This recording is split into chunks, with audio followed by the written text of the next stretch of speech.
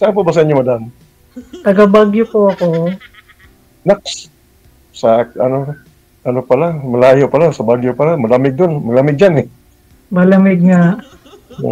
Ilan taon ka naman? 50 po, matanda na rin. Matanda ko sa iyo kasi 61 na ako eh. 50 po ako. Retire ko lang last year. Senior na po pala. Senior na eh. Mukha pa naman po hindi pa senior. May pensyon na. Oo. Bata pa itsura nyo. Wala sa 60. Siguro sa salamin lang kulang mo, madam. Kaya kailangan ko yata po magsalamin. See, dapat. Hindi biro lang.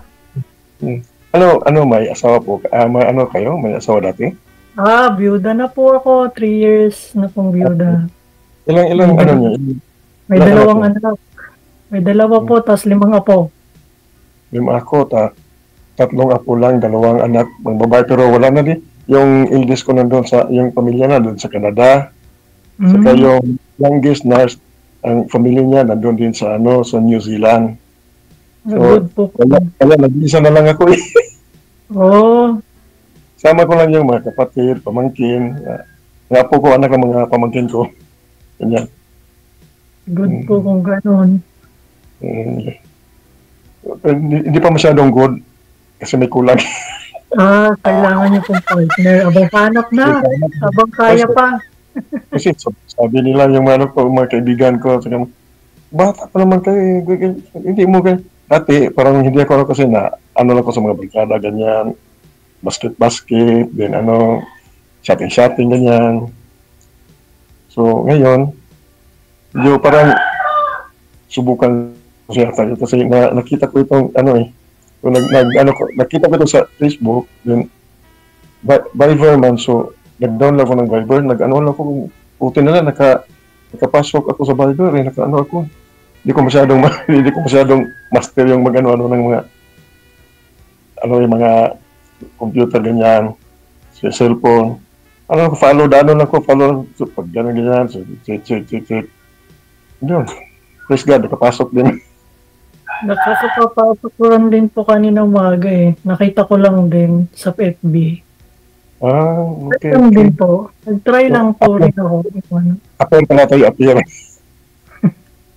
Tamang kayo naman yung naandyan pala. Kaso lang, sobrang layo natin, ano? Sabi nga ako nila wala akong malayo o malapit. Kung gustong puntahan ng isang lugar, di po ba? Sabagay. Kailangan sa ngayon nung malayo ako dahil nasa Dubai po ako. Galing din ako doon, dyan. RTA ako dati. RTA ako dati. Dito po ako sa Dubai. Sa ngayon? Sa ngayon po. Asan ka banda sa Dubai? Sa Jebel Ali. Jebel Ali, so yung pinsan ko doon sa Jebel Ali, sa may Batuta Mall dati yung bahay niya. Batuta Mall, yeah. Diyan kami pumupunta sa Batuta Mall. Diyan ako, yung accommodation namin doon sa Al-Qusi. Ganda ng pangalan ng mall nila, Batuta. Batuta Mall. Batuta Mall, dyan. Iba yung sa Mall Aguirre, iba yung malaki yan. Iba rin malaki. Dubai Mall, iba rin po. Dubai Mall, iba yun. Yan ang pinaka doon, sir, sa Jebel Ali na part. Yun ang Batuta Mall.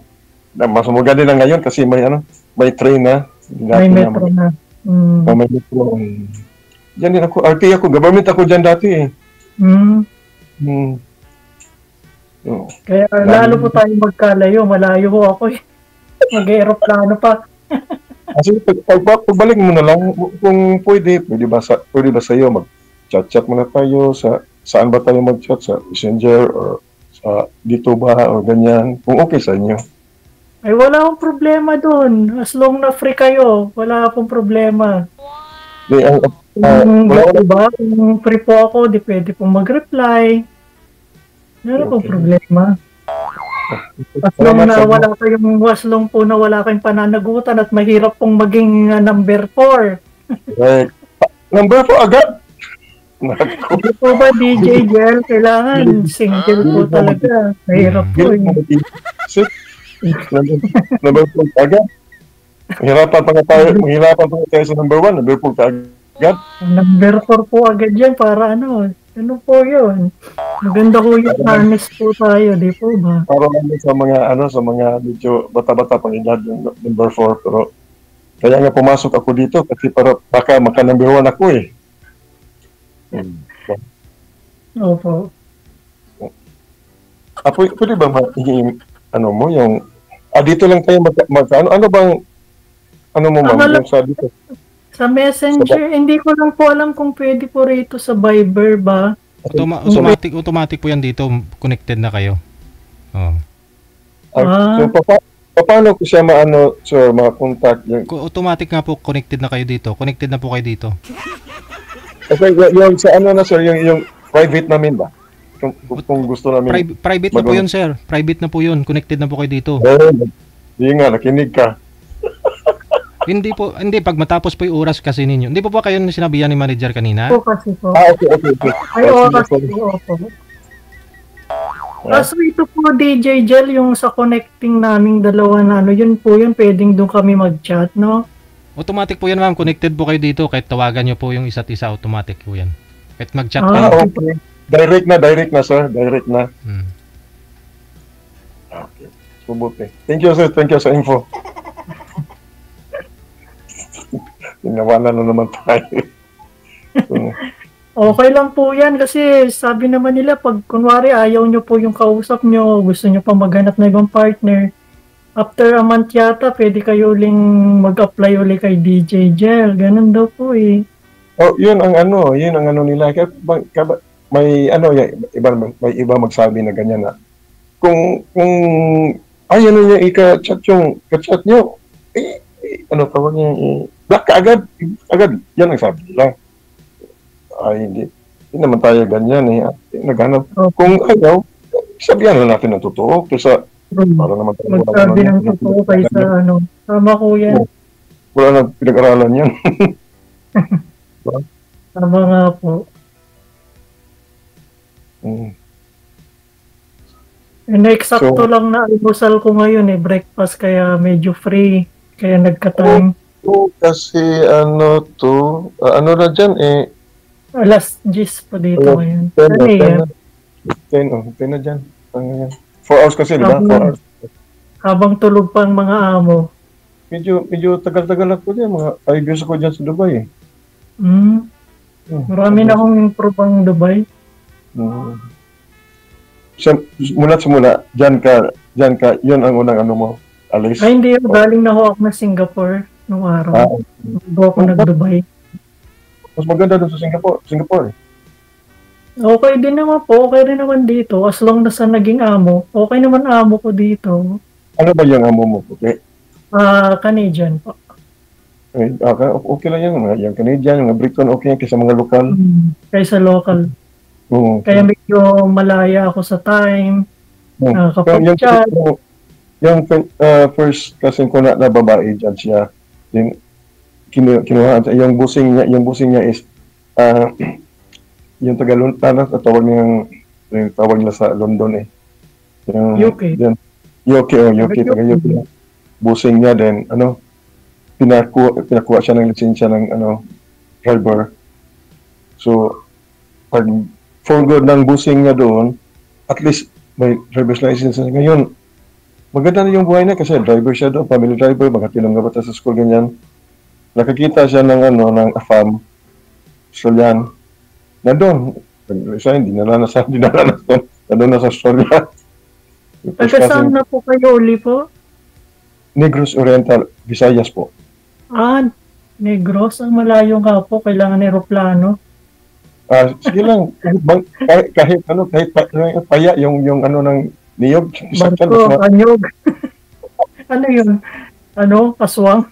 Pwede nang walis tampo. Walis tingting. Negros, malayo na po. Mag-almusal ka? Tapos na po. Tapos mag-i-start na rin ng work maya-maya. Sige. Wala problema. Basta pwede mo, diretso na ako tawag sa inyo para okay, magulano yung trabaho mo. Ba?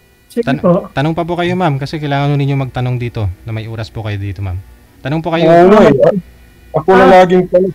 Tanong po kayo tungkol sa buhay ni Sir. Kasi pareho kayong searching. Wanted kayo, sweetheart. So, kilalanin po ninyo background. Alamin nyo po yung background. Ano po work nyo dyan? Nag-retire na ako last year. Retired, okay. Ako sa ang trabaho ko dito before, ako ang nagmamanage sa operation ng mga armored car vehicle dito sa Negros Oriental. Yung mga bangko dito sa company namin nagre-renta ng mga armored vehicle, yung sasakyan ng mga pera. Saka at the same time, ako din ang nag-manage sa mga security escorts ng mga armored car, armored vehicle. Pero last year nag-retire na ako kasi 16 ako last year eh. Ngayon 61. Naghahanap kayo ng magiging partner sa buhay. Yes, nilagay ko doon sa ano eh. Straight eh, direct to the point eh. Opo, tama naman po. Mabita naman pong straight kaysa magpaligod. Doon din ang punta. Buti niya yung diretso para malaman natin kung ano. Maganda rin yun. Saka maganda rin magkakilala ng maayos para mas maganda rin, di po ba? Correct man. Mahirap din po magpadalos-dalos. Hindi naman magpadalos. Lalo na sa mga babae. Yung maano agad sa mga sinasabi nila na mga masasarap na mga salita, ganyan. Masasarap na mga purma, ganyan. Buti yung maano mo talaga, yung ma-outfit mo talaga yung ano ba talaga, taong to, ganyan. Next question. Wala na po tanong eh. Basta ako, Portillo, pwede naman mapakita ko sa inyo yung annulment papers ko eh. Hindi na rin kailangan. Galing na talaga sa piso. Galing na talaga sa piso yung pagkuha ko ng positive ko, may nunod doon, ganyan na. Bakit to kayo naghiwalay, sir, ng asawa ninyo? Ano po nangyari? Explain nyo po. Akala ko si Madam magtanong, ikaw nagtanong sa kasi ba't kayo naghiwalay? Ganito kasi yung bago pang nauso yung mga cellphone ganyan, hindi ako marunong magano yan, yung misis ko lang kasi nasa office work siya eh. So marunong siya ganyan. Hanggang dumating ang panahon na para bang iba na yung gabi na, hindi ka tulog, may ka-chicks, ganyan. At hanggang dumating sa yung may nagsabi sa akin ganyan. So sinundan ko. Kaya nakita ko doon, lakad sila ng kaibigan niya daw. Lakad sila. So galing sa yung nag-walking ba ng sa oval ganyan. So parang yung utak ko, parang nainit ako kasi totoo pala ganyan mo sabi. Naglakad sila ganyan. Parang, hindi naman naka-holding hands, pero dikit. So, naiba talaga yung utak ko. Nakita ko yung tindera ng, yung mangga. So, parang nainganyo akong kunin yung kutsilyo na pang sa mangga eh. Pero, praise God, hindi din ako nadula sa tentasyon ba sa mga sa mga devil ba. So, sinundan ko lang sila, nagpunta sa opisina niya, ganyan. Hindi ako nagpakita. Pumasok silang dalawa. Tapos, naghintay lang ko sa hagdanan paglabas nila. Pagkakita niya, nandyan ako sa yun, nag-usap kami ganyan. Hanggang abot na kami sa court. Sa Lord. Interrogate kami sa fiscals kasi pag hindi masyadong yung kaso, hindi yan abot sa judge. So, sabi ko sa kanya na mag-file ka ng annulment. Pag hindi ka mag-file, ako mag-file, mas mahiya ka kasi doon ko sa opisina niyo yung address. So, file siya. Pag file niya, nagpunta talaga ako sa fiscal, nagtanong ko sa fiscal. So, Tony, pwede bang hindi lang ako mag-file sa kasi weekdays yan eh. Pag weekdays, maka-absent ako, yung income ko, mabawasan niya. Support naman ako sa dalawang bata ko, maliit pa dati eh. School nila, so kailangan mag-absent ka sir, sabi ng fiscal, para kahit 1 day lang para ma-interrogate ka dito, ganyan. So pag interrogate namin, parang yung fiscal parang walang na kuha na basihan ba na ano talaga ko. So pinadala ko ng message ng later na galing sa fiscal na hindi na para bang na ano ba yung kasong pinay niya, hindi inunuran ng korte. So sinabihan ko sa ano ba ito? Bakit hindi dinuloy? Bakit ganyan? So ako na lang mag-file. Sabi niya, hintay ka, may kasunod. Huwag naman galit. Biniro ko ba? Huwag naman galit, ma'am. So, totoo siguro siya nasabi na yung the more you hate, the more you love. Sabi niya, sinabihan niya ko kasi isang bahay na din kami. Hindi kami naghiwalay sa bahay kasi sabi ng mga in-laws ko, mga uncle sa kapatid niya, niya, sabi, huwag kang alis dyan sa bahay, huwag kang abandon dyan sa bahay. Then, may pagkatao na nag-hire ng sa Dubai. So, nag-apply ako. Then, pinaano ko talaga na madali yung enrollment para pag alis ko ng Dubai, is clear na yung papers ko. Kasi, bago pag may mangyari na sa akin doon, baka siya maka-benefits, hindi yung mga bata ko. Yun ko. Kapag may resulta na, hingi ako sa kanya resulta, sabi niya, bayaran mo ako ng 30,000. Hindi na ako hininga ng copy kasi alam ko naman natin, pinakita mo na ako. Sayang yung 30,000, sabi ko sa kanya. Before ako alis, binigyan niya ako ng copy.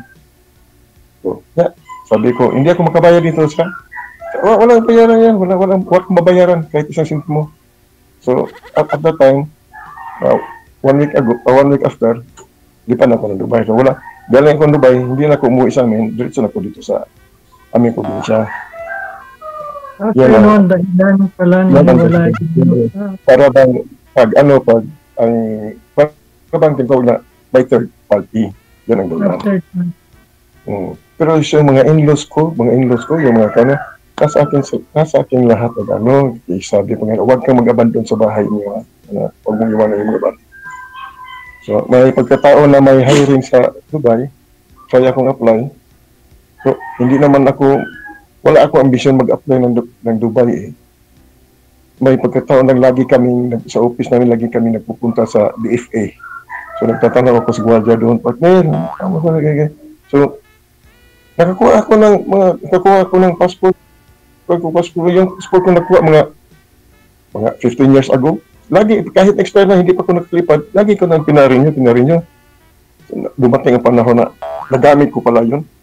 So sa 16 kaming umalis ng Dubai, ako lang isa nauna doon kasi ako kumpleto na ko sa papers. Yung kasama ko, naghintay pa kasi dati 1 month pa dumating yung Manila passport eh. Ako, mayroon ako. So, para bang sinirta ko nga ako nauna sa lahat namin. Kumpleto ko eh. Doon, pagkatapos ng lana, nagbalik ko 2010, yata dito. Hindi na ako bumalik sa Dubai kasi nabili na akong maliit na lupa, nilagyan ko ng kubo. Sabi ko, dito na lang ako kasi dito lang subo kasi pag mamatay ako, may sarili akong lagayan dito. Yan yung sabi ko sa mga kapatid ko. Then, tinawagan ko ng bossing namin dati, nandiyan ka na pala, hindi ka na pala balik sa Dubai. Ikaw ang magdala sa operasyon ng armor dyan. Sige sir, walang problema sir. Doon, nag-upisa na balik na ako nasa company namin dati, yung nag-release ng armor. Dami dyan sa Manila, yung company namin, transport, ganyan, Fortress, PTI. Yun ang hanggang ngayon. Pero 2 years ago na ako alas ka na-retire ko, pangalawang taon na ngayon. Okay pa. Parang ka na yata eh, kabaw. Hindi naman po, okay lang. Sa susunod, ako na naman magtanong sa iyo pag na yung na. Okay lang sa iyo? Okay lang, wala pong problema. Pag-free po. 5'3"? Oh? 5'3"? 5'3"? 5'7" po. So, magkano lang pala sa 5'8" ako eh. Oo. Medyo matangkad po lang ako. Medyo mahilig kasi sa basketball dati eh. Yung matabata pa.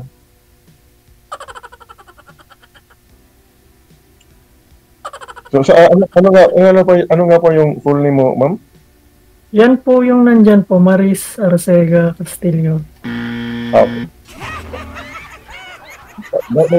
Binas ka.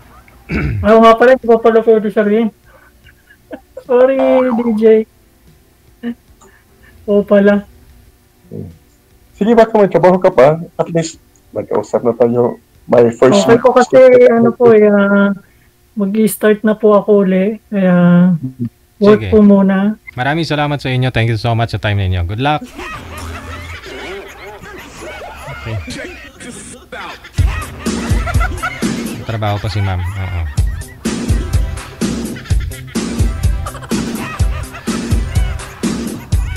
Oras natin 16 minutes after 2 na ng hapon. Oras dito sa Pilipinas.